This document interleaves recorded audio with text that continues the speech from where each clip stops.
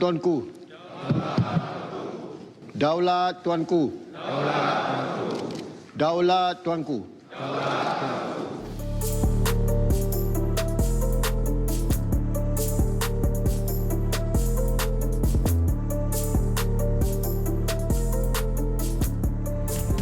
Aku berjanji pada Yang Esa, akan aku terus berusaha. Suatu hari yang ku nantikan, oh kepulangan hari raya, ku sambut bersama semua.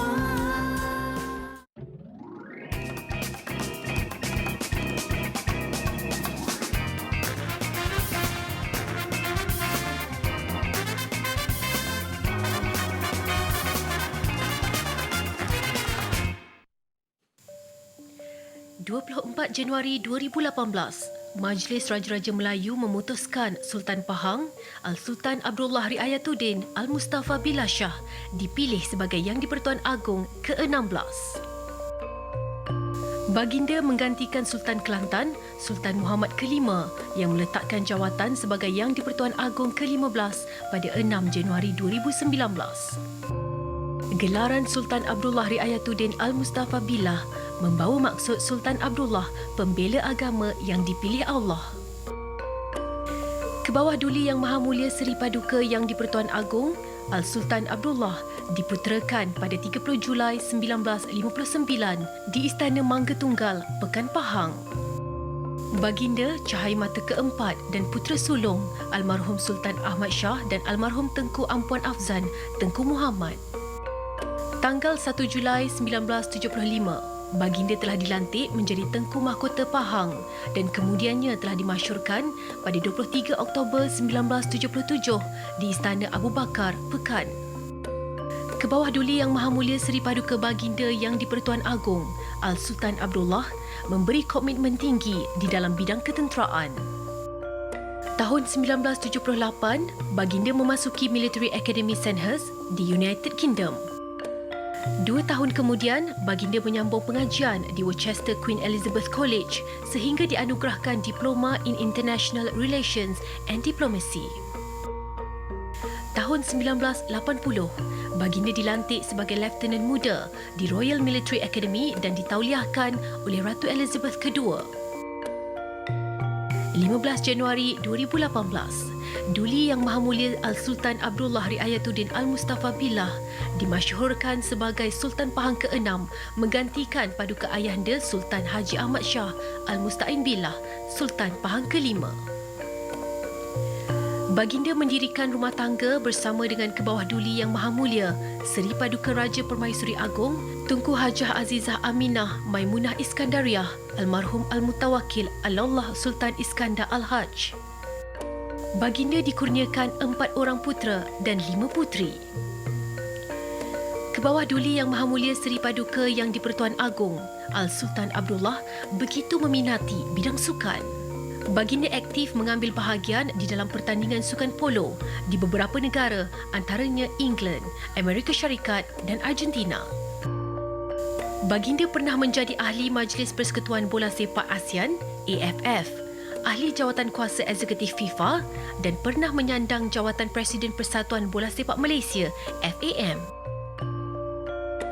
Baginda seorang pemimpin berjiwa rakyat, sering mencemar Duli untuk bertanya khabar bagi menyantuni rakyat. Keprihatinan terselah apabila Baginda turun dari kenderaan rasmi bagi memeriksa dan bertanya khabar mangsa kemalangan. Tidak ketinggalan Baginda mencemar Duli memberi sumbangan makanan kepada petugas media yang membuat liputan di pintu masuk Istana Negara. Merafat sembah dan setinggi-tinggi ucapan tahniah sempena hari ulang tahun keputeraan Kebawah Duli Yang Maha Mulia Seri Paduka Baginda Yang di-Pertuan Agong Al-Sultan Abdullah Riayatuddin Al-Mustafa Billah Shah Ibni Almarhum Sultan Haji Ahmad Shah Al-Mustain Billah. Dirgahayu Tuanku. Assalamualaikum warahmatullahi taala wabarakatuh kepada anda semua. Selamat pagi kepada penonton-penonton setia Malaysia hari ini. Sempat kita kongsikan sebentar tadi sedikit sebanyak tentang latar belakang Seri Paduka Baginda Yang di-Pertuan Agong Sultan Abdullah Riayatuddin Al-Musta'in Billah Shah Al-Mustafa Billah Shah Ibni Almarhum Sultan Haji Ahmad Shah Al-Musta'in Billah. Hari ini bertemankan kami bertiga. Saya Adi Mizati. Saya Fazli Fuad. Dan saya Ali Iskandar. Dan sekali lagi kita di Malaysia hari ini sama-sama merafak sembah setinggi-tinggi tahniah kepada sempena ulang tahun Hari Keputeraan Rasmi Yang di-Pertuan Agong Sultan Abdullah Riayatuddin Al-Mustafa Billah Shah. Dan pada masa yang sama juga kita mendoakan agar ke bawah dulu Yang Maha Mulia Seri Paduka Baginda Tuanku diberi kekuatan dan keberkatan untuk terus kekal bersemayam di tahta singgasana pemerintahan dengan penuh kebesaran, kedaulatan dan kesejahteraan juga, insya-Allah. Amin. Sama-sama mendoakan. InsyaAllah, Dan amin. kepada yang lain bercutilah hari ini ya. Cuti umum ya. Ya. Dan juga hari ini juga pelbagai berita baik yang dikongsikan pada hari semalam kan, Ya, betul. dengan perutusan yang telah pun disampaikan oleh Yang Muhammad Perdana Menteri Malaysia di mana kita sedang pun menjalani fasa Perintah Kawalan Pergerakan Pemulihan. Ya. Ini dalam erti kata lain Malaysia dalam keadaan pulih dan juga kita ingin terapkan bahawa beberapa kelonggaran yang telah pun diberikan dari segi dah boleh rentas negeri Ya. ataupun dah boleh balik kampung lah senang Betul. cerita.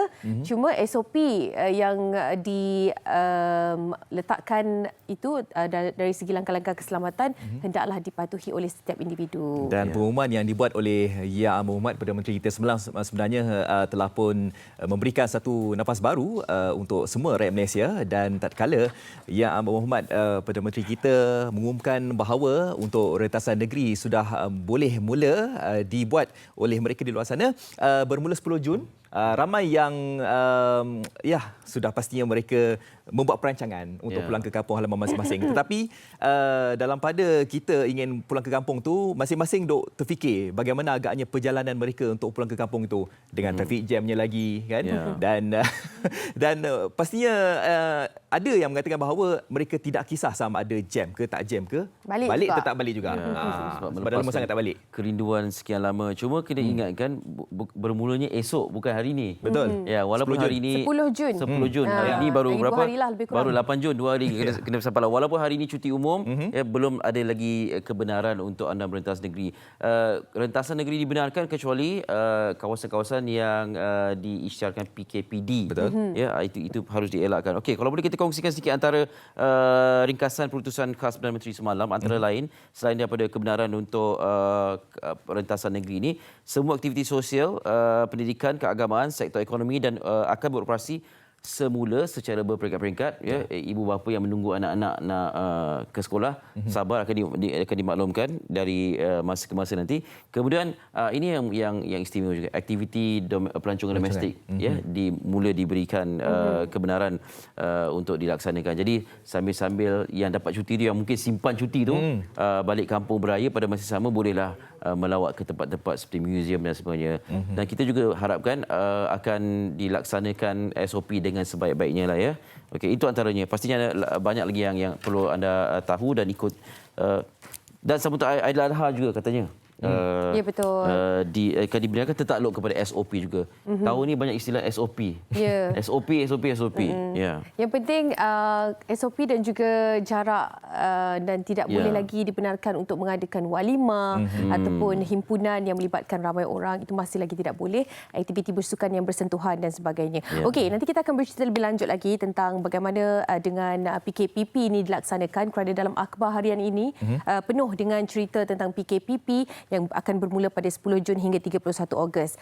Tetapi sebelum tu ingin kongsikan kepada anda sempena dengan sambutan ulang tahun keputeraan rasmi ke bawah duli Yang Maha Mulia Seri Paduka Baginda Yang di-Pertuan Agong Al-Sultan Abdullah Riayatuddin Al-Mustafa Billah Shah, kami sempat mendapatkan ucapan daripada rakyat Malaysia untuk Yang di-Pertuan Agong. Ayo kita saksikan.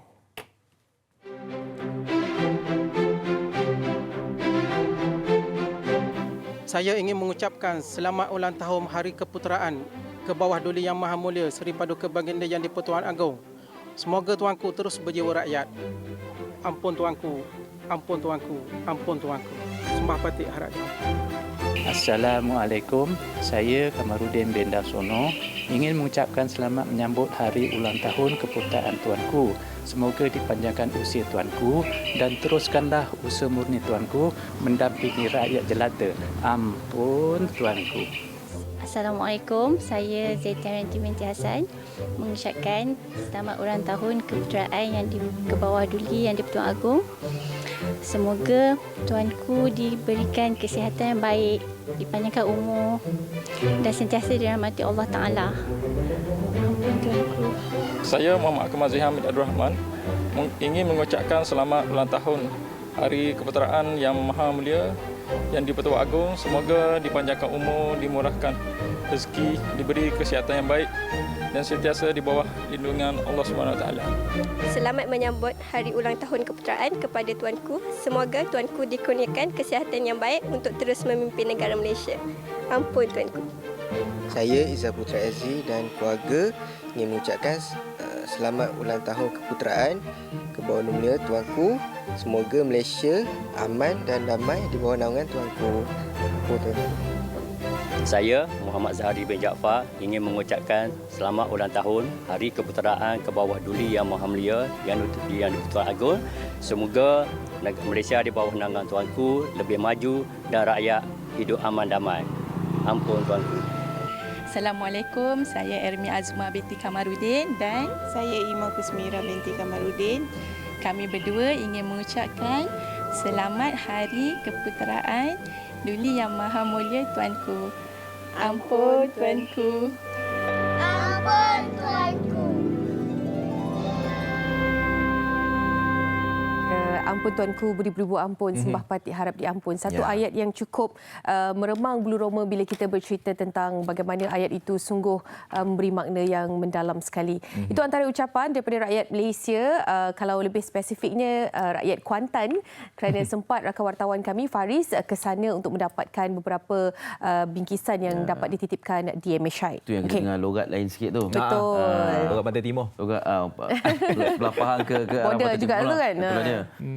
Jadi kalau sikit saya nak menyentuh berkenaan dengan ke bawah Duli Yang Maha Mulia Sultan Abdullah iaitu Datuk Mustafa Billah Shah ni sebenarnya memang berjiwa rakyat, bukan saja rakyat tetapi kita lebih spesifik kepada golongan pengamal media ni lah ya. Tatkala golongan media ni melakukan segala tugasan di Istana Negara, kita dapat saksikan baginda memang menyantuni golongan media ni dengan memberi makanannya dan memang baiklah dengan golongan media ni sebab saya pun dapat merasai pengalaman tersebut. Jadi memang dekatlah. Sultan dengan kita begitu. Keramahan, kemesraan itu dirasai lah. Ya, itulah dia.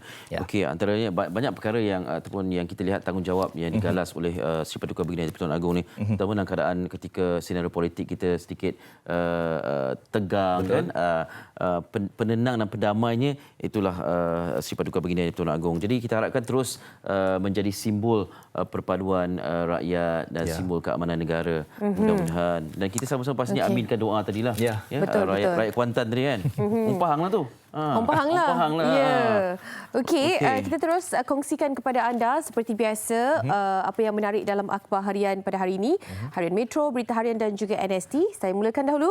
Berita Harian halaman hadapan sekali, Malaysia telah pun masuk fasa pemulihan seperti yang dikabarkan dan juga kerajaan melaksanakan Perintah Kawalan Pergerakan Pemulihan PKPP mulai Rabu ini sehingga 31 Ogos yang memberi lebih banyak kelonggaran membabitkan sektor ekonomi, sosial, pendidikan dan keagamaan. Ia adalah sebahagian strategi keluar daripada Perintah Kawalan Pergerakan yang dilaksanakan pada 18 Mac lalu diikuti dengan PKPB sejak 4 Mei 2020.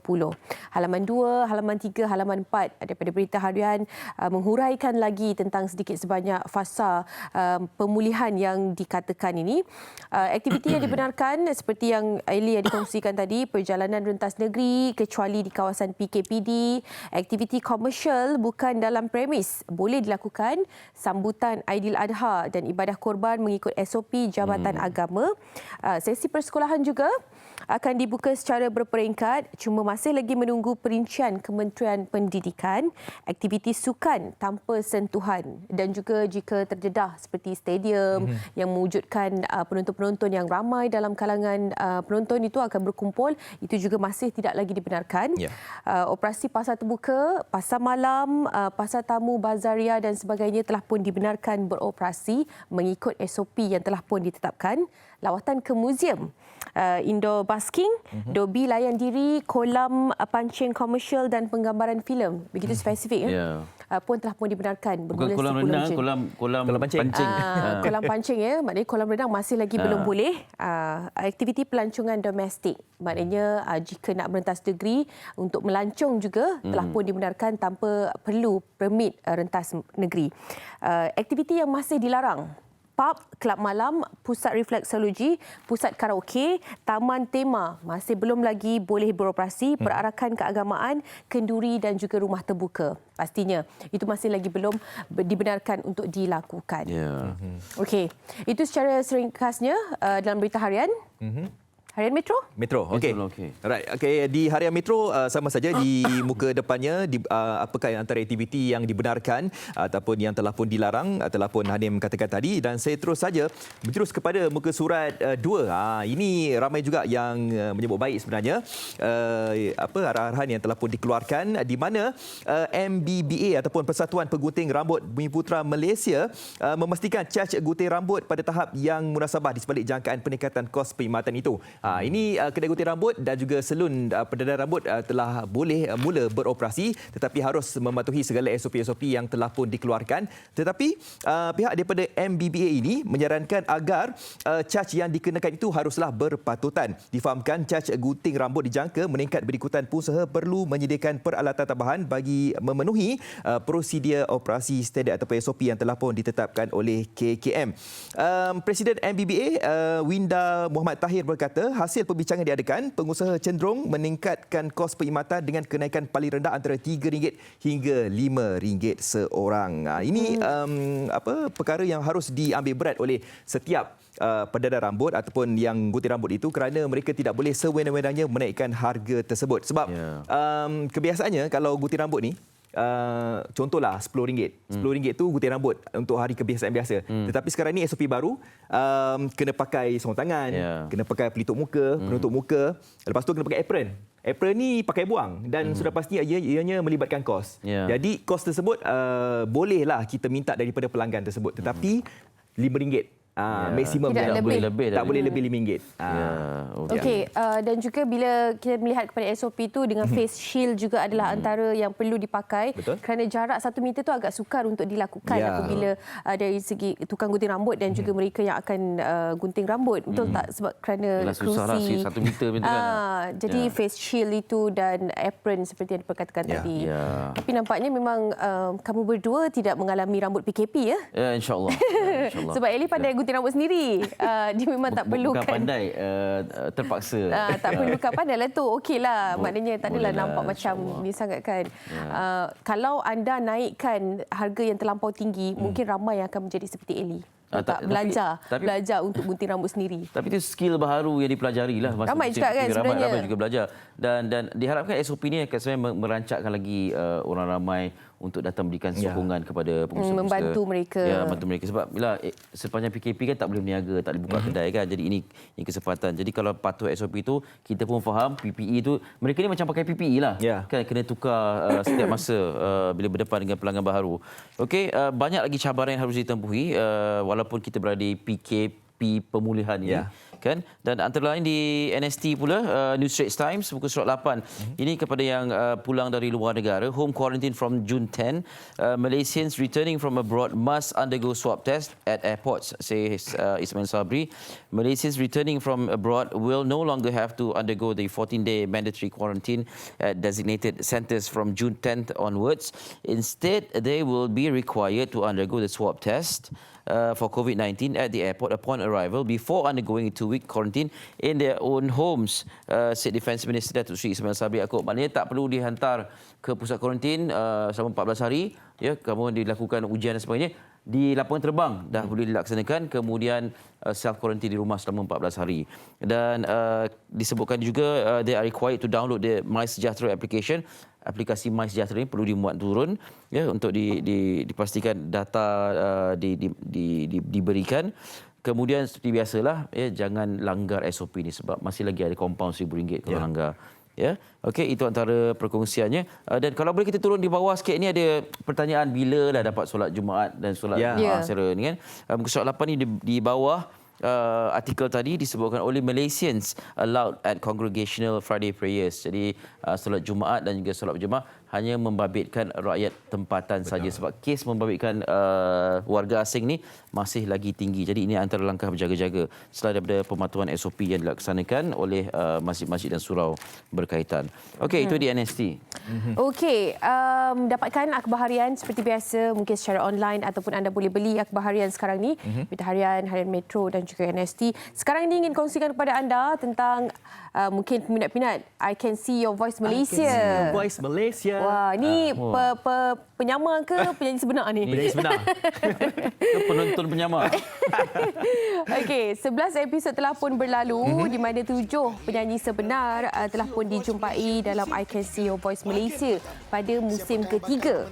Ini peluang anda untuk menentukan siapakah yang layak merakamkan sebuah lagu dan tawaran kontrak syarikat rakaman. Okey, jadi apa yang anda perlu lakukan? Anda perlu undi peserta pilihan anda di www.extra.com.my/ICSYVMY dari 3 Mei sehingga 14 Jun 2020. Undian anda ni akan menentukan mereka dapat sign kontrak bersama dengan syarikat rakaman. Okey, ada 7 bakal artis ataupun bakal penyanyi yang menjadi pilihan anda. Kan, kawan-kawan sekarang ni cepat-cepatlah undi. Inilah masanya untuk anda menaikkan nama kawan-kawan anda yang pernah masuk I Can See Your Voice Malaysia. Siapa yang masuk I Can See Your Voice ni, saya tengok memang wajahnya tu kita rasa macam dia ni tak boleh nyanyi ni. Kan? Tetapi bila dia dah keluarkan suara dia tu, baru dia tahu kan memang pandai menyanyi. Apabila penonton terpedaya, itu yang menyeronokkan tu. Okey, dan kita ke bingkisan berikutnya. Ini sedap ni. Apa yang sedap tu? Betul. Sekarang boleh rentas negeri barangkali boleh menikmati ikan patin salai di Kuala Kerau Temerloh antara menu Pahang ya. Pahang lagi. Hari ini Hari Pahang. Hari Pahang kita nak ikan Pahang. Di Kuala Kerau Temerloh antara menu wajib ialah ikan patin salai yang sesuai untuk dibuat masak lemak. Betul. Nak tahu apa keistimewaan? Lemak sedap. Ya, betul. Ya, Johari Abu Bakar ada perinciannya. Mari kita saksikan.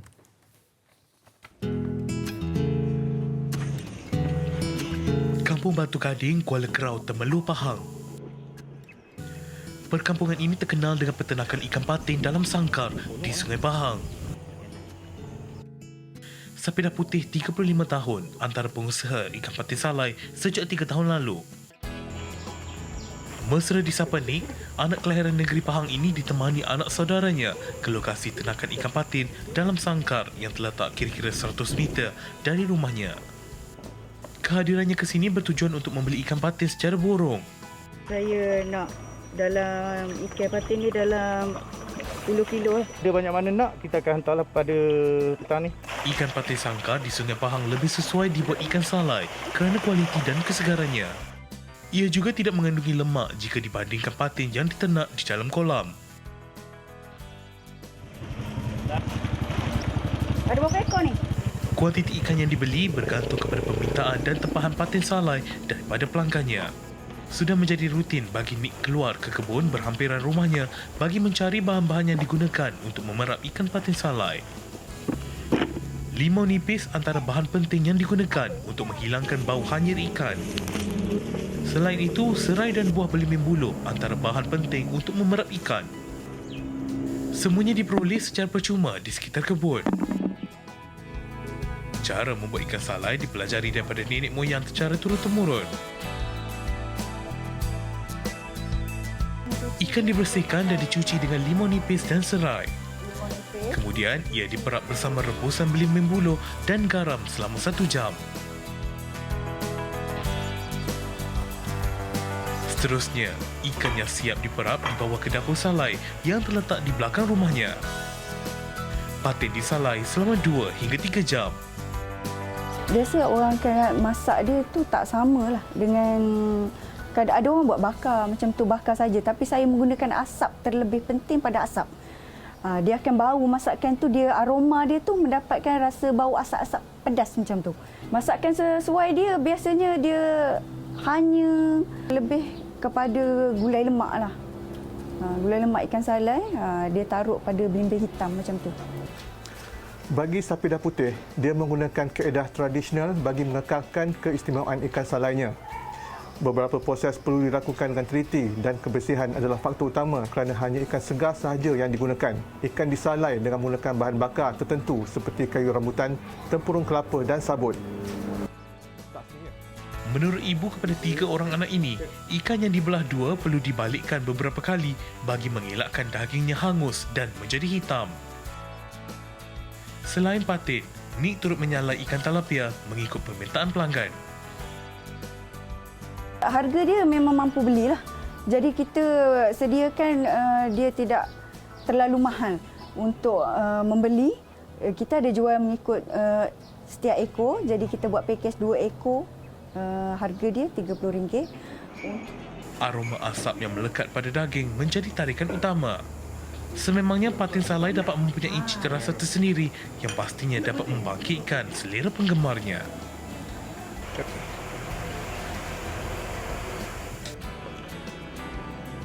Itu dia patin salai. Antara individu yang akan belajar untuk makan patin ni adalah orang yang keluar daripada Pahang. Maknanya bukan duduk di kawasan Pahang. Antara salah seorang saya yang belajar di Pahang barulah belajar makan ikan patin. Lepas tu memang ke mana-mana akan mencari ikan patin. Okey, kita bercerita tadi kalau di Tebeloh tentang ikan patin. Kali ini pula kita nak bercerita tentang tanjak yang dihasilkan oleh seorang adik yang cukup bertuah kerana dapat menghasilkan tanjak ini kepada yang di-Pertuan Agong. Dan nama tanjak ni Dendam Tak Sudah. Tanjak Dendam Tak Sudah seperti yang anda dapat saksikan di hadapan ini. Okey, saya perkenalkan dahulu tetamu istimewa kami, Daniel Hakimi Muhammad Rostam, ataupun lebih senang dikenali sebagai Abang Mi yang dah pun mula buat demo tu. Abang Mi, sihat Abang Mi? Sihat ya? Okey, dan juga di sebelah ni ibunya Nurul Huda Mat Daud, ibu kepada adik Daniel Hakimi. Okey, kita sambil-sambil melihat kepada Abang Mi menghasilkan tanjak Dendam Tak Sudah itu. Mungkin kita boleh mulakan macam mana dengan tercetusnya idea untuk menghasilkan tanjak Dendam Tak Sudah ni dan terus diberikan kepada Seri Paduka Baginda Yang di-Pertuan Agong. Tercetus idea itu sebenarnya pertandingan sekolah untuk mewakili negeri Pahang. Dendam Tak Sudah, tanjak Dendam Tak Sudah. Sekolah telah memilih Abang Mi untuk ke pertandingan itu. Bergurukan Mankaya dengan Sifu Kilat Senja. Untuk nak tahu dia punya lipatan-lipatan yang betul Dendam Tak Sudah tu. Sebab antara banyak-banyak tanjak yang dihasilkan, tanjak Dendam Tak Sudah dia adalah antara yang susah untuk dihasilkan. Betul tak? Betul. Dalam Malaysia ni beberapa orang sahaja yang boleh hasilkan. Macam mana boleh ceritakan sedikit tentang tu? Menurut daripada Sifu tu, Sifu Kilat Senja, mula berguru dengan Makayan. Daripada Pahang memang dia pembuat tanjak. Punya tanjak Dendam Tak Sudah memang dia tak boleh nak buat. Panggil Kilat Senja. Kilat Senja lah yang ajar Abang Mi satu persatu. Nasib baik juga Kilat Senja tu faham keadaan Abang Mi. Betul. Sebab dia pun mudah mengamuk apa semua kan. Mana dia boleh buat, dia boleh sabarlah. Okey, untuk pengetahuan Abang Mi ni seorang anak istimewa, anak autism, tetapi inilah bakat yang ada dalam diri Abang Mi. Abang Mi bukan bersifat tidak sopan ke apa ya. Ini memang antara salah satu teknik yang perlu dilakukan untuk menghasilkan tanjak Dendam Tak Sudah ni. Okey Abang Mi tengah buat apa sekarang ni? Ini antara lipatan apa nama dia? Abang Mi tengah buat ni? Gelembung kasih. Gelembung kasih. Itu adalah di bahagian hadapan ni Abang Mi ni bahagian hadapan. Kalau ni ada berapa step lagi untuk siap? Tak kira pula. Tak kira pula, betul juga Ni dah nak siap lah maknanya ni. Hampir siap lah. Macam yang Abang Mi pakai itu pun Dendam Tak Sudah kan? Tapi untuk Solok yang... Simbo. Kalau untuk rakyat dipanggil solok timbo. Kalau untuk rakyat dipanggil solok timbo. Apa perbezaannya untuk rakyat dan juga seperti tanjak yang untuk yang di-Pertuan Agong? Yang di-Pertuan Agong bilah dia belah ke kanan. Rakyat macam Abang Mi pakai akan pusing ke belah kiri. Cuma lipatan dan juga pattern dia semua sama. Semua sama. Dia punya belah sahaja yang berbeza. Cuma kalau tengok tanjak-tanjak lain semua boleh laras. Punya tanjak boleh laras maknanya boleh dia besar dan kecil kan. Dia boleh adjust. Tapi bila Dendam Tak Sudah dengan solok timbo dia akan terus mati. mengikut saiz kepala. Sebab tu dia kena menggunakan kaki untuk adjust kepala dia kan, untuk dapatkan saiz kepala dia tu. Bulatan tu. Jadi contohlah kalau ada pelanggan yang ingin membuat tempahan, maknanya Abang Mi pun dah mengambil tempahan kan? Ambil tempahan, Mama sendiri ambil tempahan melalui sekolah Gudang Rasau, Sekolah Menengah Gudang Rasau pun melalui cikgu pendidikan khas pun mengambil tempahan. Tempahan Abang Mi sebenarnya dah merata dah. Ada sebuah sekolah pendidikan khas dekat Kuala Lumpur menempah 30 jenis tanjak untuk dipamerkan di sekolah. 30 jenis tanjak. Habis Abang Mi buat dalam masa berapa hari tu? Masa dapat tempahan 30 jenis tanjak. Ingat tak? Tak kira. Tak kira. Habis tadi mak kata, panggil mak ke ibu? Mama. Mak, tadi Mama kata ada mengamuk-ngamuk tu, dapat tolak lah ngamuk tu. Kalau buat tanjak je hilang lah ngamuk Abang Mi. Dia sebenarnya dia buat waktu malam hala ke pagi sebab dia jenis dia autism dia jenis tak tidur malam. Dia tak tidur kadang 4 hari 5 hari dia tak tidur. Akhirnya tanjak ni yang nak betul-betul jadi hasil tangan dia Mama tengok daripada malam hala ke pagi. Jadi waktu malam dan pagi itu adalah waktu yang dihabiskan untuk macam mana mula-mula Abang Mi berminat untuk buat tanjak ni? Yalah sebab masing-masing pastinya ada keistimewaan dan minat mereka tersendiri kan. Abang Mi tengok siapa mula-mula buat tanjak? Tak ada, cuma waktu tu dah lepas tandingan. Okey. Jadi kalau tak tidur malam tu jadi macam bosan tak buat apa. Tiba teringat tanjak pula. Jadi ambil terus buat je. Ambil terus buat je? Lepas tu carikan gambar Google, cari tanjak apa terus buat. Maknanya kalau Abang Mi tengok video pun Abang Mi ataupun gambar Abang Mi dah boleh buat dah ikut yang sama. Cuba yang ni Abang Mi belajar video ke atau yang ni belajar dengan guru tu. Yang ni belajar dengan guru lah, ada Sifu. Yang lain-lain ni Abang Mi tengok gambar je Abang Mi boleh buat. Okey, untuk satu tempahan selain daripada tanjak dendam tak sudah ni, kalau yang biasa ni berapa? Harga daripada 50 ke 75 je. 50 ke 75. Kain tu kita maknanya pihak puan yang sediakan. Okey, pemilihan corak dan juga pattern sajalah. Biasa buat permintaannya lah. Nak warna apa? Nak kain songkit ataupun kain biasa. Okey, itu dah siap ke Abang Mi? Belum lagi? Belum. Hampir. Masih ini dah antara step yang terakhir lah Abang Mi? Belum lagi? Step terakhir tu dia punya lipatan belakang. Okey, kalau mungkin mereka yang nak dapatkan perkhidmatan Abang Mi, bagaimana untuk menghubungi puan? Boleh ceritakan sedikit? Silakan. Okey, boleh hubungi saya sendiri dekat FB pun Nur Huda binti Mak Daud ataupun nombor telefon 017-934-7786 ataupun boleh pergi ke page sekolah Segra, Sekolah Menengah Gudang Rasau. Boleh PM dengan cikgu sekolah lah, melalui sekolah. Sebab bila tempah melalui sekolah, duit tempah tu akan dimasukkan ke dalam tabung pendidikan khas sekolah. Abang Mi, happy tak dapat jumpa Yang di-Pertuan Agong? Mesti happy, takkan tak happy kan? Betul pula. Betul, takkan tak happy juga. Masa tu apa Abang Mi cakap dengan tuanku? Ingat tak? Abang Mi cakap dengan tuanku masa tu? Tak ingat? Bagi tanjak je dah. Kita anggap dah cakap tak kan. Okey, itu dia. Terima kasih banyak-banyak kepada Daniel Hakimi ataupun Abang Mi yang telah pun mencipta sejarah tersendiri menghasilkan tanjak dendam tak sudah ni diberikan kepada Yang di-Pertuan Agong.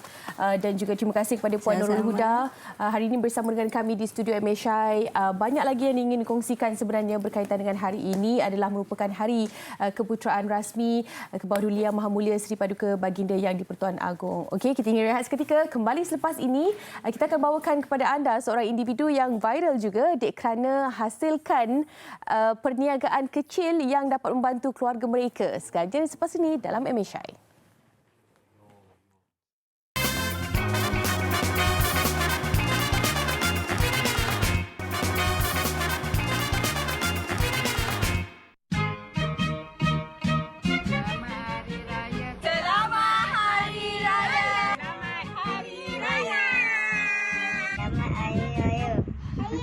Selamat Hari Raya. Maaf zahir dan batin. Hari Raya. Selamat Hari Raya daripada kami. Maaf zahir dan batin. Maaf zahir dan batin. Selamat Raya Mama. Jangan Abang bagi duit raya. Assalamualaikum. Kami dari jiran Lorong Sakuan mengucapkan Selamat Hari Raya Aidilfitri. Maaf zahir dan batin. Bye. Kami dari Korea Selatan mengucapkan Selamat Hari Raya Aidilfitri. Maaf zahir dan batin. Bismillahirrahmanirrahim. Saya Muhammad Adli bin Jafar, isteri saya Siti Nurhayati binti Marsikin. Kami mengucapkan Selamat Hari Raya Aidilfitri. Maaf zahir dan batin. Bye. Assalamualaikum warahmatullahi wabarakatuh dan salam sejahtera. Saya Imran Shah, beraya di Kuala Lumpur, ingin mengucapkan Selamat Hari Raya Aidilfitri. Maaf zahir dan batin. Kami dari Cawangan Perbaikan Ilmu Kosong Malbat 850 mengucapkan Selamat Hari Raya Aidilfitri. Maaf zahir dan batin. Hashtag kita jaga kita. Selamat Hari Raya Aidilfitri. Maaf zahir dan batin dari kami di perantauan. Selamat Hari Raya Aidilfitri. Maaf zahir dan batin. Kami daripada keluarga dan saya ingin mengucapkan Selamat Hari Raya Aidilfitri. Maaf zahir dan batin. Ya, itu ada Selamat Hari Raya Aidilfitri kepada anda penonton Malaysia hari ini. Tetapi sekarang ini fokus kita sekarang ni, nampak tak? Sedapnya jeruk mangga ni. Ini kalau Anim nampak ni, saya rasa dia dah kecuai Leo ni. Kan? Okey, jadi kita memang nak cerita berkenaan dengan mangga lah. Kita ada jeruk mangga dekat sini dan juga kita ada jus mangga. Yang buat ni bukan calang-calang kan, bukan kaleng-kaleng. Adik cilik kita ni, Danish Izzuddin. Ya. 10 tahun 10 tahun dah jam 4. Okey, dan juga kita bersama dengan maknya dekat sini, Puan Zamnah Buang dan juga kakaknya Sally Nordini Lim. Terima kasih kerana datang. Kerana nak bagi saya rasa memangga ni kan. Okey, jatuh pula. Okey, sebenarnya fokus kita hari ni sebenarnya bukan kita nak jual mangga ke apa kan. Sebenarnya adik Danish kita ni tular dekat media sosial, di mana kakaknya ni lah kan. Dia ada tweet satu gambar video gambar yang mana adik Danish ni dia kata dia nak beli PS4. Jadi si ayah ni kata kalau nak beli PS4 mulalah buat perniagaan. Contohnya macam ni, buat jus mangga. Sebab sebelum ni keluarga ini memang bermula dengan perniagaan jeruk mangga kan. Dan Puan, dengan ceritanya Puan memang tak terfikir langsung sebenarnya untuk menghasilkan jus mangga ni. Ya, tak terfikir sebab selalunya saya bagi jiran-jiran, bagi adik-beradik saya. Lepas tu kita buat jus pun kita minum sendiri je. Lepas tu Daddy Danish yang cadangkan untuk jual. Jual lah. Jadi macam mana dengan hasil penjualan daripada ni jus mangga ni? Dah dapat ke kumpul duit? Dah dapat dah. Berapa banyak kumpul duit tu? Rahsia? Rahsia. Okey, kita stop. Belum lagi. Belum lagi? Belum lagi. Nampak tak? Dia yang cakap saya belum lagi. Lama sikit. Apa? Lama sikit. Senang tak nak buat jus mangga ni? Senang. Jadi mula-mula ni ayah ajar ke ataupun memang dah tahu sendiri? Ayah ajar. Okey. Jadi abang nak tanya sebab sebelum ni Danish memang dah dapatkan PS4 kan? Okey. Kenapa nak beli PS4 tu kenapa? Okey. Jadi PS4 tu dah dapat belum? Dah. Siapa yang bagi? Safawi Rashid. Nampak tak? Safawi Rashid. Kan? Okey, pendekkan cerita sebenarnya tular dekat media sosial. Ya, Sally ni cakap ni gambarnya kan. Tular dekat media sosial. Sally ada dia ada hantar gambar lah kan dekat Twitter. Adik Danish kita ni nak dapatkan PS4 kan. Nak dapatkan PS4 kenalah berniaga jus mangga. Tetapi Safawi Rashid dia nampak Twitter tu. Jadi Safawi Rashid dengan kata orang tu bermurah hatinya memberikan PS4 secara percuma kepada Danish. Okey. Jadi kalau kebiasaannya nak buat jus mangga ni kan, apa rahsianya? Macam mana penyediaannya? Ceritalah kat abang dan semua kat sini, penonton-penonton. Macam mana penyediaan dia? Resepinya. Resepi dia agak-agak je. Resipi agak-agak je? Okey, nak menghasilkan satu cawan ni kita perlu letak berapa banyak mangga? Agak-agak juga. Agak-agak. Habis rasa dia pun agak-agak jugalah. Rasa dia sedap. Dah punya rasa lah.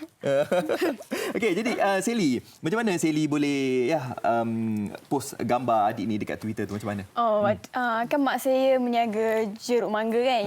Lepas tu kita orang ada buat delivery. So kalau ada orang nak order jeruk mangga and diorang nampak jus mangga ni sekali, mungkin diorang berminat untuk beli sekali. So saya post lah macam tu, nak tolong adik saya. Nak tolong je lah kan. Niat hati tu memang nak tolong kan. Tapi tak sangka pula kan. Dapat hadiah tu percuma pula daripada pemain bola sepak terkenal lah tu kan. Safawi Rashid. Kan? Okey, jadi macam mana perniagaan mangga Puan sekarang ni? Selepas tularnya adik Danish ni bagaimana? Alhamdulillah. Sehari pun ada 200 ke 300 botol. Untuk air saja? Bukan. Untuk jeruk mangga. Lepas tu kalau untuk jus ni, sebab Danish dia tak kuat, tangan dia tak kuat. Jadinya dia akan buat dalam 100 atau 80 botol sehari. Banyak. Tapi semua orang dah booking. Semua dah booking. Sebab saya fahamkan juga permintaan tu bukan saja dekat Selangor kan. Di luar pun ada juga. Jadi macam mana tu? Ada yang datang daripada jauh sanggup datang, ataupun kami pakai Lalamove ke Grab delivery. Walaupun charge mahal, diorang sangguplah juga nak bayar. Nampak tak kan? Adik Danish, sebabkan mungkin tak bersekolah kot kan? Rasanya tak tahu nak buat apa dekat rumah. Mungkin ini salah satu aktiviti adik dekat rumah ke atau bagaimana? Ini aktiviti saya dekat rumah. Selain daripada buat jus mangga, buat apa lagi yang tahu? Daripada penghasilan mangga ni sendiri? Tolong mak saya buat jeruk. Buat jeruk. Tadi cakap apa, tangan tak kuat macam mana? Tak, kalau dia budak, kalau buat terlalu banyak jus mangga, jadi budak kan tangan tak kuat. Betul. Dia so kita limit lah. Terhadlah sikit lah kan. Je. Kalau saya yang buat dah jadi bukan Danish yang buat lah. Betul. Rasa-rasa je lah. Rasa-rasa je lah air ni. Okey, boleh ni abang rasa? Boleh. Yang mana? Ni Okey. Sebab dia kata dia buat pun rasa-rasa agak-agak. Agak-agak. Jadi dia pun tak tahu letak berapa biji. Lepas tu gula pun agak-agak lah. Nak rasa ni agak-agak. Gula letak satu. Oh ya. Letak satu Okey, jom kita agak-agak. Sedap ke tak ni? Bismillahirrahmanirrahim. Ini tak cakap tipu, memang betul. Dia punya mangga dia memang juicy, memang tepat dia punya kiraan dia tu. Nampak? Ini memang tangan berbakat ni. Okey, jadi kata terakhir mungkin mereka di luar sana rasa macam nak rasalah jus mangga ni, nak dapatkan jeruk mangga ni, bagaimana Puan? Okey, kalau nak dapatkan jeruk mangga atau jus mangga ni, boleh contact kita orang dekat Instagram. Nama Instagram kita orang Pure Mango Juice Danish. And daripada situ boleh terus DM and order. Tapi kalau untuk kawasan yang agak jauh daripada kawasan kami, kalau untuk jeruk mangga kami ada ejen. So nanti kami boleh bagi nombor ejen kami. Harga ejen lain, harga awak lain Confirm lah kan. Okey, jadi terima kasih kepada Puan Zamna, terima kasih kepada Sally dan juga terima kasih juga kepada Danish. Semoga kami doakan semoga perniagaan ini akan mekar selamanya kan. Semoga Danish dapat menjadi seorang usahawan yang berjaya satu hari nanti insya-Allah kan. Selepas tamat persekolahan mungkin boleh ceburi bidang perniagaan ini. Terima kasih Okey, jadi kepada anda di luar sana, kalau nak dapatkan jus mangga, nak dapatkan jeruk ni semua, boleh hubungi Sally lah macam Sally sebutkan tadi. Okey, kita nak berhenti pada seketika. Anda jangan ke mana-mana. Banyak lagi yang menarik dalam Malaysia hari ini. Kami dari Balai Polis Pulau Serat mengucapkan Selamat Hari Raya Aidilfitri. Maaf zahir dan batin. Hai semua, Assalamualaikum. Kami sekeluarga ingin mengucapkan Selamat Hari Raya Aidilfitri. Maaf zahir dan batin. Dari hujung rambut sampai hujung kaki. Ikhlas daripada Zulbahari dan Zuraini sekeluarga. Jumpa pakai mask dengan sanitizer. Kami ingin mengucapkan Selamat Hari Raya Aidilfitri. Maaf zahir dan batin. Stay at home, stay safe. Assalamualaikum warahmatullahi wabarakatuh. Kami pelajar perubatan tahun akhir daripada Jordan University of Science and Technology ingin mengucapkan Selamat Hari Raya Aidilfitri. Maaf zahir dan batin. Kami di Korea Selatan ingin mengucapkan Selamat Hari Raya Aidilfitri. Maaf zahir dan batin. Assalamualaikum. Kami berempat daripada Putrajaya ingin mengucapkan Selamat Hari Raya Aidilfitri. Maaf zahir dan batin kepada keluarga kami yang berada di Sabak Bernam, Batu Gajah, Bangan Seran, Alostaf. Kita semua duduk rumah je tau. Pakai mask, elakkan bersalaman dan hand sanitizer. Selamat Hari Raya! Kami dari Amanat Education ingin mengucapkan Selamat Hari Raya! Selamat Hari Raya! Stay at home. Stay safe. Kita jaga kita. Raya di rumah. Kita mesti menang. Saya mengucapkan Selamat Hari Raya Aidilfitri kepada umat Islam di luar sana. Malaysia hari ini dan kita terus berbincang sambil anda menikmati cuti sempena dengan ulang tahun keputeraan ke bawah duli Yang Maha Sri Paduka Baginda Yang Tuan Agong. Kita masih lagi dalam mood raya, kita masih lagi berada dalam fasa PKP, tapi PKP pemulihan. Dan masih lagi kita perlu saling mengingatkan antara kita bahawasanya COVID-19 ini masih lagi ada dan ia akan ada selama yang ia akan ada. Jadi banyak perkara harus kita kenal pasti dan kendalikan bila kita sebut tentang istilah SOP ini. Untuk berbincang lanjut tentang apa perkembangan terkini, saya bersama dengan Dr. Muhammad Ihsani Mahmud, pakar Perubatan Kesihatan Awam bahagian Kawalan Penyakit Kementerian Kesihatan Malaysia, yang tidak asing lagi, yang sering kita jumpa kat Malaysia. Assalamualaikum Doktor. Waalaikumsalam. Apa khabar? Baik, alhamdulillah. Doktor dah cuti belum setakat ni? Dapatlah juga. Dapat? Alhamdulillah. Okey, setakat ini kita dimaklumkan ada 39 kes pulih yang dibenarkan keluar hospital semalam. Kemudian 19 kes baharu.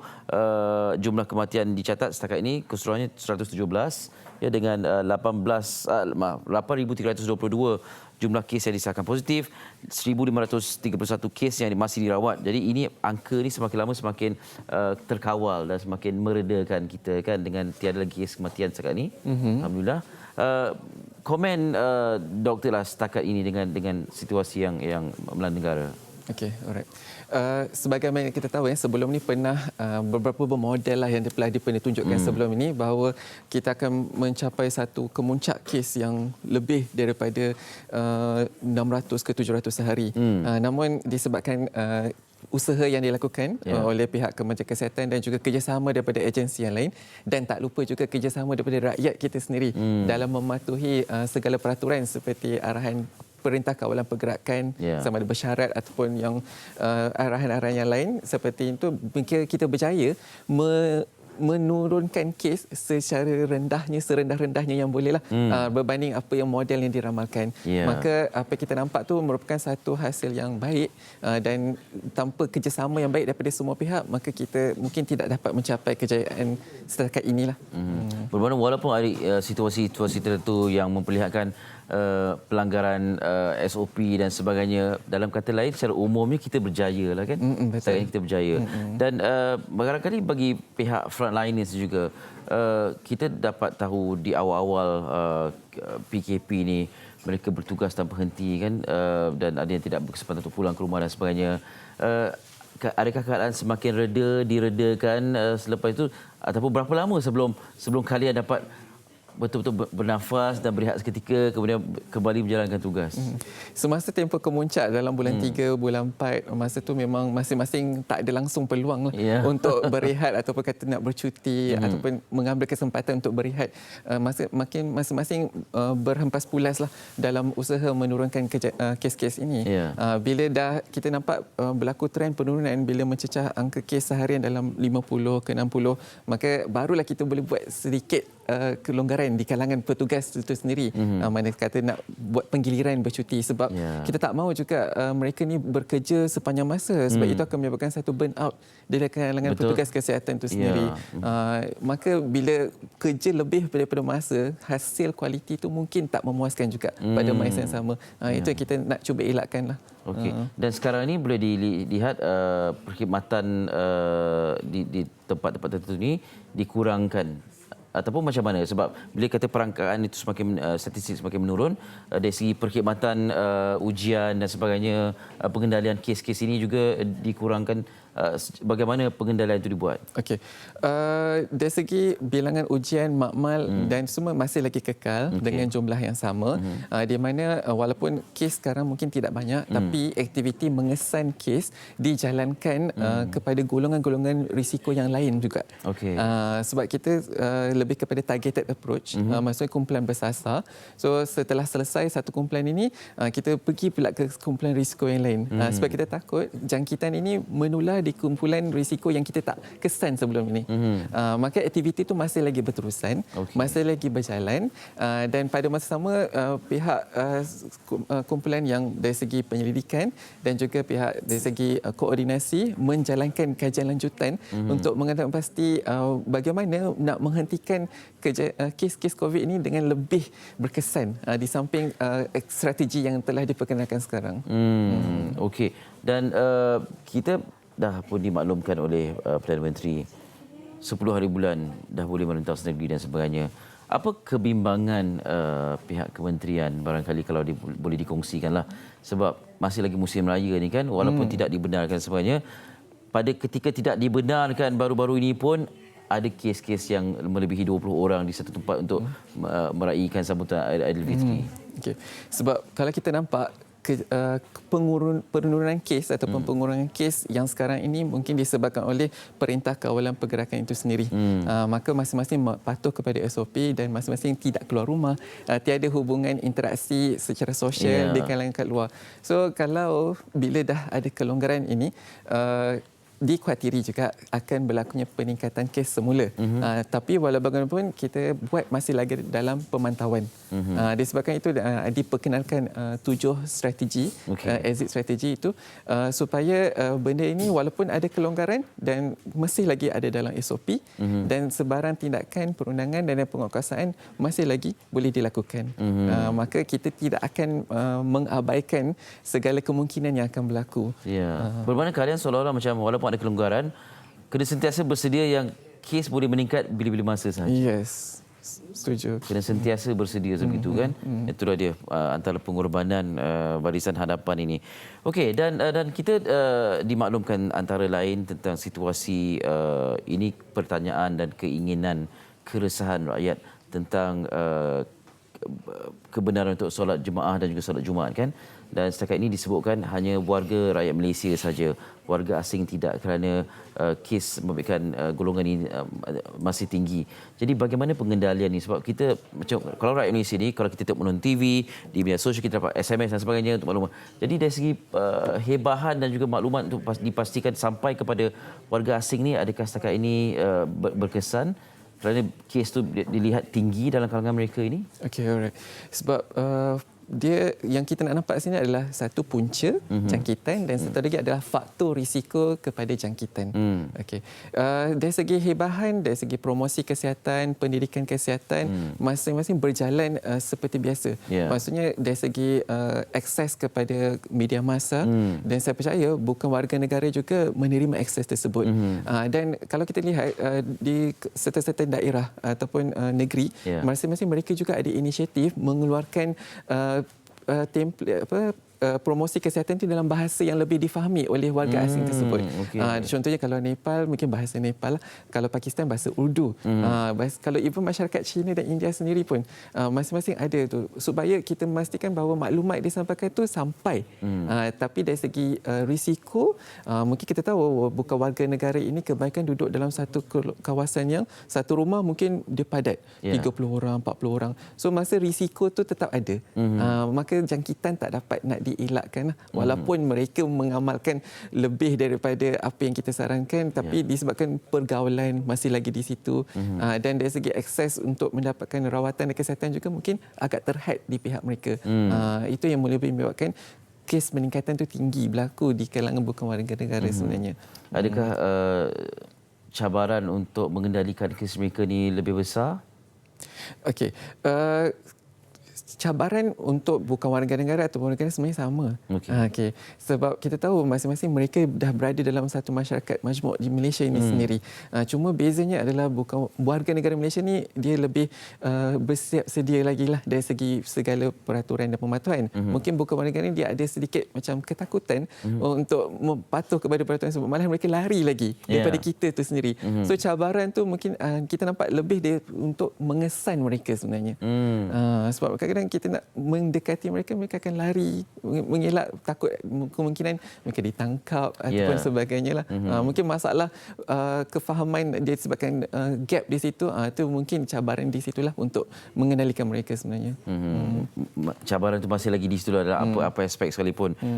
Kalau nak buat pantauan ke, nak buat bancian ke, itu antara perkara yang mereka akan reaksi yang mereka berikan. Kita nak berehat seketika, banyak lagi perkara yang membabitkan PKPP ini saya nak tanya kepada doktor untuk penjelasan kita semua, terutama mereka yang baru pulang dari luar negara kan, apabila tak perlu diletakkan di pusat kuarantin, bagaimana mereka harus mengendalikan kawalan Kendiri ini selepas ini dalam Malaysia hari ini.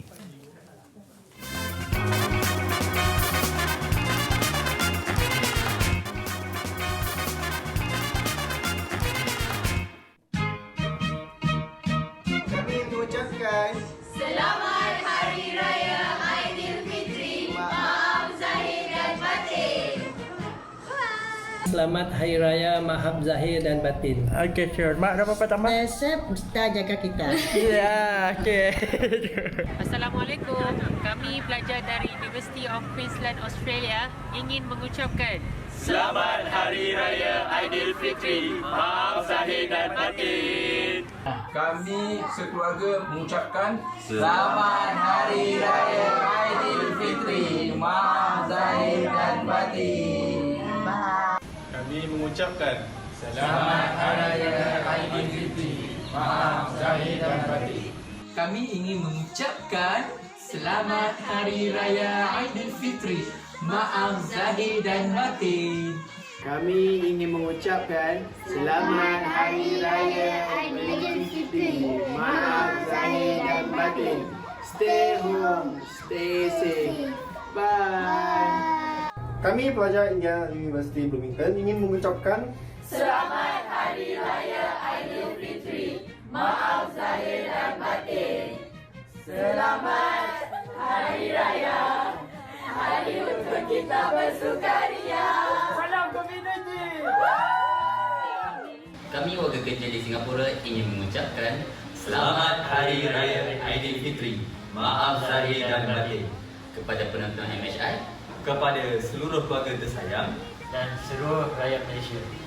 Kami dari Kasugi Prima Sdn Bhd ingin mengucapkan Selamat Hari Raya Aidilfitri. Maaf zahir dan batin.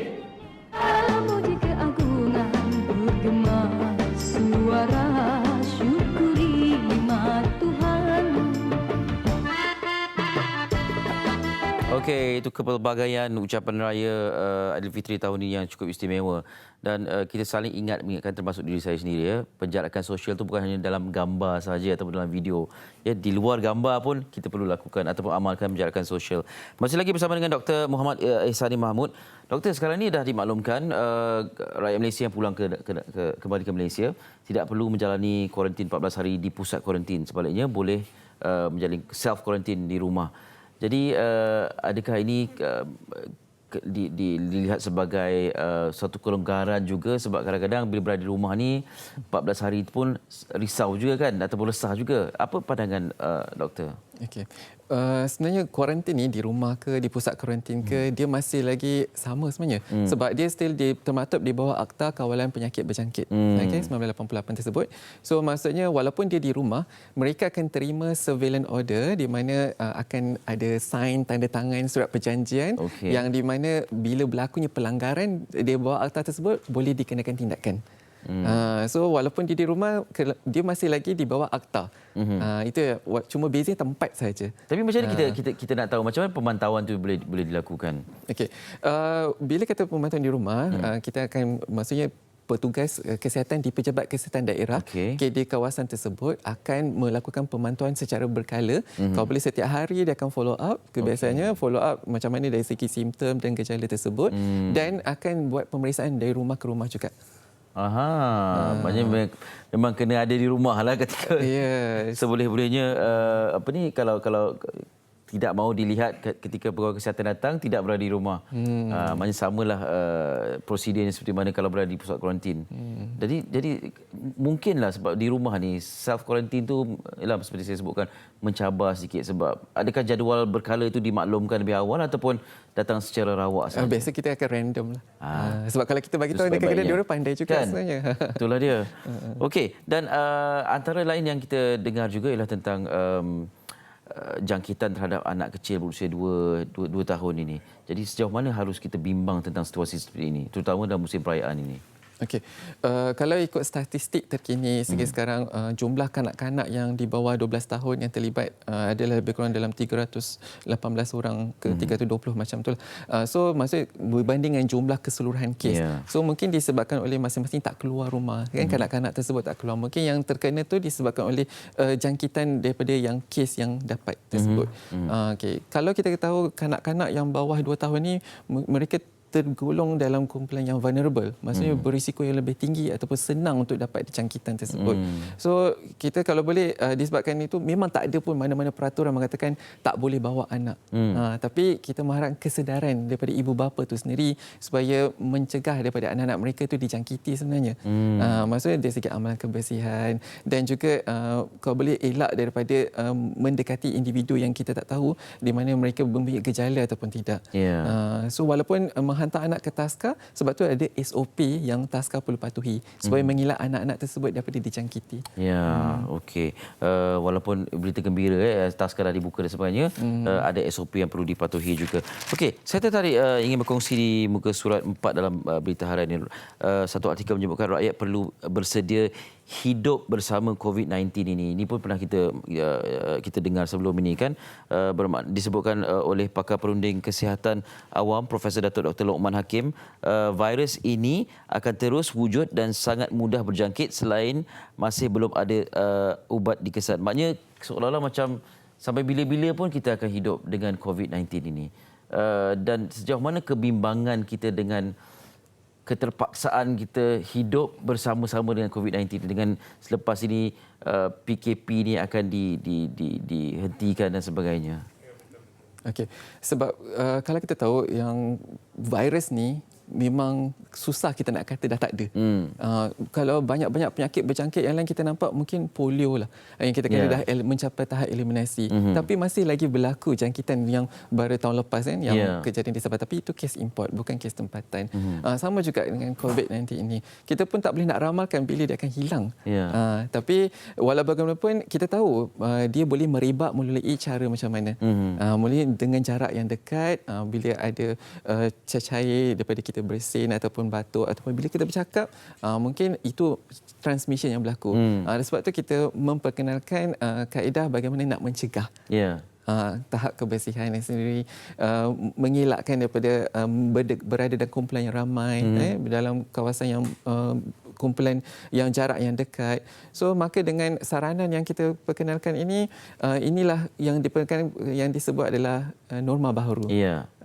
Okey, tapi bila sebut kebiasaan baharu ni, the new normal ini, kita mengharapkan ia bersifat sementara sebab orang nak berkumpul, orang nak pergi tengok bola, orang nak pergi bersukan dan sebagainya. Tetapi pada masa sama kita diperdengarkan kita hidup dengan COVID dan normal baharunya ialah kita kena ada penjarakan sosial dan sebagainya. Jadi seolah-olah macam sampai bila-bila kita akan hidup begini atau bagaimana, doktor? Okey. Sampai bila-bila susah kita nak ramalkan. Kalau saya kata selepas 31 Ogos kita dah boleh hidup cara biasa, mungkin belum lagi juga sebab kita masih lagi bergantung kepada risiko jangkitan tersebut.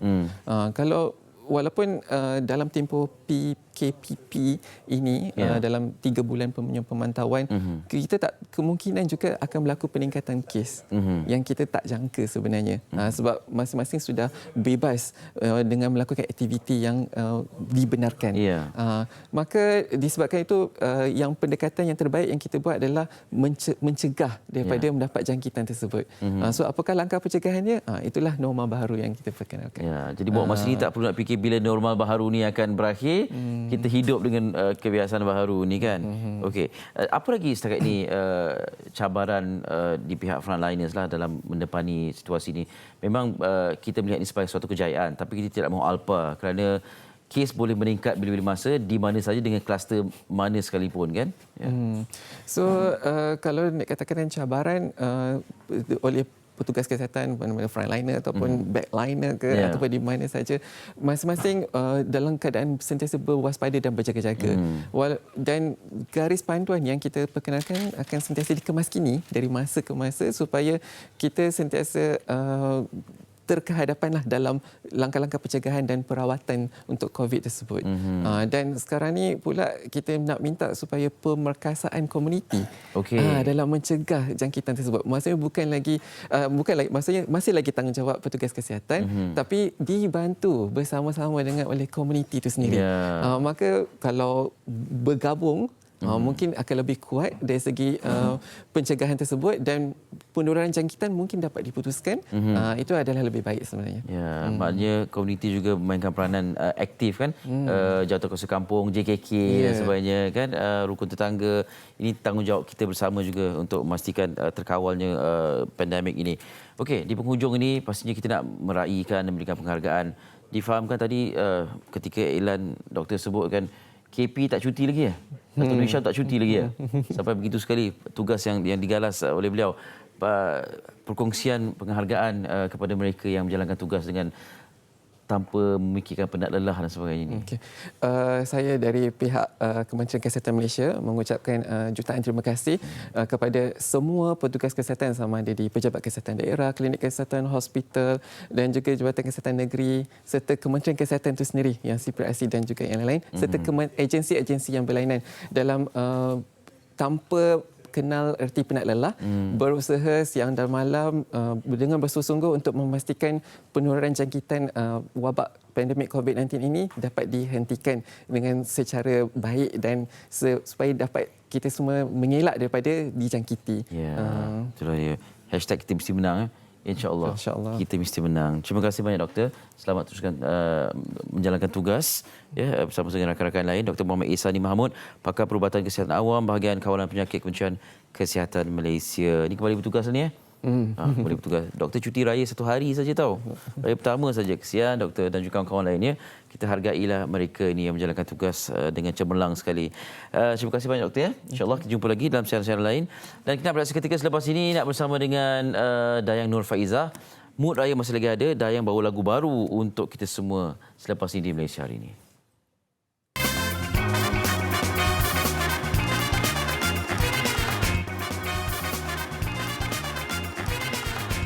Baiklah, kembali kita di Malaysia hari ini untuk yang terakhirnya. Lagi beberapa minit kan sebelum kita menamatkan siaran pada hari ini. Kita nak bercerita tentang satu lagu yang baru saja dilancarkan pada raya pertama. Baby baru raya lah. Baby baru raya. Tajuknya di pagi hari raya ini. Siapakah penyanyinya? Suara dia memang lain daripada lain. Ini lain. Ada orang cuba untuk meniru tapi tak dapatlah. Setakat ni tak ada. Cuba meniru. Awak cuba meniru Bilanya kamu ni? Tak dapat. Saya try pitch yang tu tak dapat. Tak jumpa. Tak, dia lemak dia tu yang mahal tu. Okey, kita bersama dengan Dayang Nur Faizah. Dayang Nur Faizah. Selamat Raya. Setiap kali datang ke studio MHI, dia akan macam semakin cantik. Semakin bawa aura yang berbeza. Wah, terima kasih banyak. Okey, kabarnya untuk lagu yang kali ini belum pernah dinyanyikan secara live Dayang? Ini hari pertama lah saya nyanyi live. Gembira kami. Betul. Awak gembira, saya nervous. Mana juara lagu mana boleh nervous kan? Nervous setiap lagu baru tu. Ke lagu raya ni sebab magicnya berbeza dengan lagu-lagu lain? Lagu sebab raya ia akan kekal sepanjang zaman kan? InsyaAllah saya haraplah lagu ni akan kekal sebab lagu ni special sangat. So ada yang nak bagi the best lah. Lagi satu, lagu raya ni berat sikit tanggungjawab dia sebab dah ada lagu-lagu lama yang menjadi satu benchmark yang sangat besar. Dan juga kan kita selalu dengar dan pilihan kita adalah lagu lama. Ya, macam Dak sendiri pun sama. Kan? So untuk menyanyikan lagu raya baru tu agak macam banyaklah bermain dalam fikir macam dia keketak, terima ketak. Tapi lagu raya ni special sebab lagu raya ni memang dicipta khas untuk dedikasinya kepada semua frontliners. So message itu yang buat dia lain daripada lagu raya special lain. sebab dia PKP dan raya. Maknanya kan kalau lagi 10 tahun 20 tahun bila orang dengar lagu Dayang ni, orang akan ingat pasal tahun 2020. Sebab raya kali ni dia rasa walaupun dia macam lain tapi dia special. Betul. Dia yang ambil secara positif, dia special walaupun dah tak boleh balik raya. Tak boleh ya? Raya Aidiladha ni boleh kot. InsyaAllah. Tapi standby dah 3-4 kali ganda kan tiket flight ke Sarawak. Ya, dan special juga lagu ni. Lagu ni ditulis oleh Datuk Ahmad Rizal Muhammad sendiri dan juga susunan muzik oleh Odimog. Dan dia antara komposer dalam wishlist Dayang lah. Selepas 20 tahun tu baru dapat bekerjasama, so Dayang bersyukur sangat-sangat lah. Maknanya ini kali pertama bekerjasama? Dayang pernah bekerjasama tapi lagu yang ditulis oleh beliau sendiri tu ini pertama kalilah. Wow. Dia tahu bahawa Dayang memang lepas 20 tahun ya? Dah 20 tahun dalam industri hiburan dan bermacam-macam jenis lagu dah pun menyanyi. Mungkin ada cabaran untuk menyanyikan lagu ini? Lagu ni sebab Dayang walaupun dia pop song kan, arrangement pun light sebab kita nak orang boleh dengar, sing along kan macam tu kan. Tapi message yang cuba kita sampaikan. Macam Dayang sendiri, Dayang bila diorang cakap lagu ni kita nak buat, kita cipta khas Dayang bersama Media Prima dan juga Selcom untuk lagu ni, kita nak tujukan khas kepada semua frontliners. Bila dia dengar, Dayang macam dengan senang untuk cakap ya saya nak buat sebab Dayang anggap macam ini satu tanggungjawab dan satu penghargaan bagi Dayang untuk macam bagi yang Dayang ingin memberi sokongan kepada mereka. Contribution juga daripada Salah Dayang. satu cara Dayang lah macam tu. Okey, mungkin boleh ceritakan tentang recording lagu ni sebab dalam fasa PKP dan juga fasa raya yang macam masa dia agak limit kan. Rekod masa puasa kan? Rekod lagu ni masa Ramadan? Rekod pula. Rekod pun boleh. Rekod. Dia memang agak mencabar sebab sepanjang, macam dia cakap tadi, 20 tahun saya menyanyi, ini first time Dayang buat sendiri kat rumah, vokal. So kita record vokal kat rumah. So kenalah macam alamak apa yang Dayang perlukan untuk record kat rumah sebab tak boleh keluar. So Dayang record vokal. Agak ambil masa lah sebab kalau studio kita senang kita bincang rasa okey tak ni tak. Tapi kat rumah macam nak tekan button send tu memakan berjam-jam. Okey ke tak? Okey ke tak? Macam tu. Risau. Perkakasan untuk rakaman ni macam mana di rumah tu? Memang ada lah. Memang sebelum ni tak ada tapi sebab PKP ni tiba-tiba Dayang kena ni sebab sebelum-sebelum tu Dayang kena buat banyak benda juga lain. So Dayang sedang perlu. Nasib baik Dayang beli, order online. Jadi, bila dah ada tu, kita macam try lah. Baru dah belajar, laptop ni selama ni banyak guna dia. Macam tu kan, dia record vokal. So, harap-harap Audi boleh macam, dia macam bismillahirrahmanirrahim, send. Lepas tu, harap-harap Audi boleh buat magic tu lah. Macam tu. So, Alhamdulillah, okey lah. Alhamdulillah. Tapi Dayang Nur Faizal suara rakam guna telefon pun lepas. Cuma saya nak guna teknologi lah kan? Tak payah teknologi. Janganlah bayangkanlah. Lain. Sebab Dayang antara, ialah artis yang telah lama dan berkecimpung. Kalau kita nak bandingkan dengan yang mereka selalu buat cover, contohnya BBNU, mereka dah ada perkakasan yang kita nampak. Kan? Itu ada cabaran bagi Dayang dalam golongan Dayang kan? Sangat-sangat mencabar sebab selalunya satu lagu macam 3-4 jam kita boleh rekod satu habiskan satu. Tapi untuk lagu ni dah macam satu hari pun nak tahu bila dia punya ni deadline dia macam tu. Macam tunggu macam tu. Sekali hantar tu berapa bait berapa ni? Adakah satu lagu tu ataupun chorus dulu ke vokal saja sebab dia rekod vokal saja. Hantar sekali lah sebab dia yang kena record sekali full song kan. lah. Full song tu dah hantar sekali. Dia hantarlah 2-3 untuk dia pilih macam tu. Takut. Wow, mencabar. Tapi lepas ni dah biasalah dengan WFH ni, work from home ni.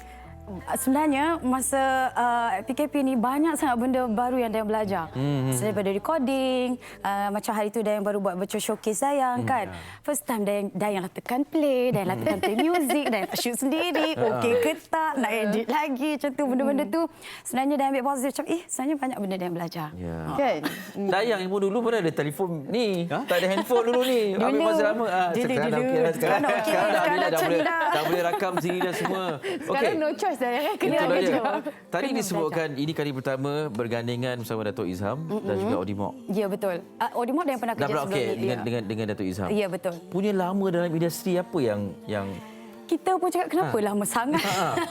Dia macam itulah Dayang ingat macam orang cakap timing maybe kan. Okey. Kenal pun lama tapi kenapa macam macam bila nak bagi lagu macam masing-masing tengok timing dia tiba-tiba dapat lagu raya. So Dayang terima. Tapi untuk Datuk Ahmad Izham, tapi Ya. untuk Datuk Ahmad Izham keluarkan lagu pun bukannya ambil masa yang senang. Nak tunggu dia kan nak pujuk dulu. Ya, lagu raya tu. Betul. Tapi ini masih yang tepat.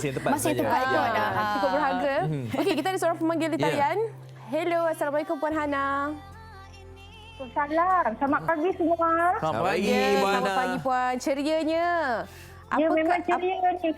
Alhamdulillah. Kalau dapat 3 memang ceria. Alhamdulillah. Okey, mungkin nak bertanya dengan Dayang ataupun sampaikan ucapan raya ke? Silakan. Saya nak cakap selamat hari raya lah pada Dayang. Dayang sekarang dah semakin cantik. Terima kasih, selamat raya. Ni, halo. Satu je nak cakap kat Dayang. Ya, saya. TV lain. Tapi bila kita jumpa face to face kan, tengok dia tengah buat nyanyian ke apa ke kan. Dia ni muka tak lagi comel rupanya. Oh, depan-depan lagi comel lah. Puan Hana kena beli TV baru. Kena beli. Terima kasih, selamat hari raya. Ya, terima kasih Dayang. Ni sekarang dah boleh rentah negeri. Dayang pun dah boleh balik Sabah. InsyaAllah. Tengoklah kalau berkesempatan. Yelah, okey. Saya nak ucapkan terima kasih kepada TV3 kerana beri saya laluan. Selamat ulang tahun ke-36 tahun TV3. Ini mesti penonton setia TV3 ni. TV3 dah sekarang remaja purba dengan TV3. Remaja purba. Betul lah tu TV3. Okey, terima kasih Puan Hana. Laluan ya. Okey, jaga diri. Waalaikumsalam. Ceria betul. Bukan TV3 je ke ceria automatik. Sebab apa yang kita dapat komen daripada penonton-penonton susah untuk tembus talian kami. Ya, betul. Jadi mereka yang dapat tembus talian betul-betul rasa happy Bukan sangat. tembus talian je, yang hantarkan ucapan raya pun banyak juga. Betul. Sambil-sambil tu nak tembus talian kita dapat tangan ya. Letak dalam speed dial. InsyaAllah, insyaAllah. Jom kita tengok gambar-gambar raya dan juga ucapannya. Ucapan raya. Ya, ni gambar raya. Silakan. Ni gambar raya. Alamak, kalau saya duduk di sini memang tak nampak lah. Ya je. Okey, nampak. Gitu. Ni sambil-sambil kita kongsi gambar raya. Sebab ramai sangat yang kongsikan. Ini fashion raya tahun ni ke macam mana? Tak ada, ni rasa 2 tahun lepas ke 3 tahun lepas ke. Tahun ni saya tak beli baju raya baru. Tak beli? Tak beli. Wow. Recycle je sebab dah rasa kalau baju tu masih boleh guna. Why not? Ke masih ada baju lagi yang belum dipakai? Itu satu lah kan? Itu salah satunya lah. Itu biasalah. Recycle pun ada juga. kan? Banyak kali. Yalah, ni dah raya ke berapa dah ni kan? Pasti dah recycle dah. Okey, sambil-sambil kita menyaksikan gambar dan juga bersama Dayang, kita ada pemanggil di talian. Hello. Hello, Assalamualaikum. Waalaikumsalam. Selamat pagi, Anim, Fadli dengan Eli. Ya, selamat pagi. Dayang sekali. Puan Zahira. Dekat Melaka ni, kat Pulau Sebang. Pulau Sebang. Okey, macam mana rayanya? Okey semua? Berbeza sikitlah pasal tak boleh keluarkan. Yelah, betul. Tapi sekarang dah okey sikit, insyaAllah. Saya nak ucapkan selamat hari raya, masih ada shower lagi Silakan. Boleh lagi. Buat semua sekali yang ada dekat studio tu, buat Dayang Nur Faiza, semoga impian jadi kenyataan. InsyaAllah. Impian apa tu, Puan? Impian nak menuju ke bintang ke kan? Impian nak menuju ke bintang. InsyaAllah. Saya minat suara Dayang tapi saya tak boleh ikut suara dia tinggi. Okey. Tapi suka karaoke lah, tapi sukalah nyanyi Puan Zairahnya. Silakan Puan Zairah nyanyi lagu sikit lah yang rendah. Lagu Dayang tu lah. Lagu dia sedap-sedap tapi saya tak hafal lirik dia lah. Kata peminat. Tak apa. Kalau peminat nombor IC pun hafal. Tapi tak apa. Pasti Puan Zairah, terima kasih banyak-banyak. Saya nak ucapkan semua sekali semua kali selamat hari raya. Bye. Mazir batin. Hari ni public holiday, rasa semua ceria kan. Tentulah. Lepas tu banyak berita baik kita dengar. Betul. Okey, Dayang, macam mana? Tapi secara jujurnya lah, raya tahun ni mungkin sangat sederhana kan buat setiap individu, termasuk Dayang ke macam mana? Ya, sangat-sangat bersederhana. Tapi tak tahu pun Dayang just raya bersederhana saja. Tapi yang berbeza sangat sebab Dayang tak boleh balik. Dan selalunya kalau Dayang tak balik pun, Dayang still kumpul dengan family. Kadang-kadang diorang datang ke sini. Tapi sebelum PKP hari tu, mak Dayang balik ke Kuching sebab ada macam urusan family sikit lah. So dia terus stand dekat sana. So Dayang kesian kat bapak Dayang lah. Bapak Dayang kat sini, mak Dayang kat sana. Kesian lah. So kita raya pagi-pagi, video call lah. Itu je lah kerja. Dan saya belajar masak. Video call. Dekat-dekat itu. Tengok resepi lah, tengok resepi. Tanya mak Dayang sebab Dayang nak juga masak apa yang mak Dayang biasa masak. Mak, macam mana buat ni mak? Video call. Oh macam ni macam tu. Jadi masak apa raya ni? Masak apa Dayang? Apa yang tiap tahun mak Dayang buat, macam ayam masak merah dia. Hari ni first year Dayang try, Dayang tak pernah masak rendang daging. Rendang daging dia banyak, tapi resepi mak ni dia lain kan? Mak Dayang pun tak pernah, so Dayang overtake mak Dayang. Ini mak Dayang. Okey, baik. Kita sampai penghujungnya. Kita nak dengar secara eksklusif lagu di pagi raya dan Nur Faizal. Betul. All the best. Thank you. All the best. Selamat Hari Raya Dayang. Terima kasih kepada anda semua menonton kami. Jumpa lagi esok insya-Allah di siaran MSI. Bye. Assalamualaikum. Silakan Dayang Nur Faizal. Terima kasih. Kini tibanya hari yang mulia, hari yang penuh bahagia, berbaju warna keriangan, berteman senyuman, kian lama hari raya aku menantikan. Aku jauh di negeri orang, mencari kerja dan rezeki. Walaupun aku sendirian, berteman tangisan, keindahan